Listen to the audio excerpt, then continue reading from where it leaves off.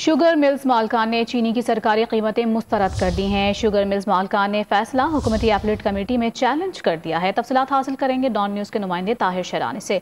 जी ताहिर, बताइएगा क्या अपडेट है इस हवाले से आपके पास, और मालकान का क्या मौक़िफ़ है?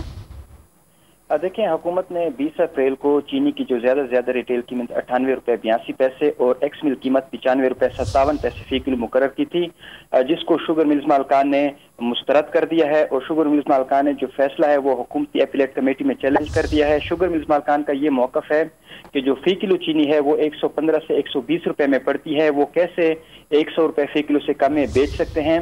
इसलिए फैसला जो है वो एपीलेट कमेटी में चैलेंज किया गया है। शुगर मिल्स मालकान का कहना है कि अगर एपीलेट कमेटी ने अपील मुस्तरद की तो उस सूरत में शुगर मिल्स मालकान अदालतों से रजू करेंगे। और शुगर मिल्स मालकान का ये दावा है कि हुकूमती फैसले पर अमल दरामद करना मुमकिन नहीं है, क्योंकि जो चीनी की पैदावारी लागत है वो ज्यादा है और हुकूमत ने जो कीमत है वो कम मुकर्रर की है, इसलिए इस पर अमल दरामद नहीं हो सकता।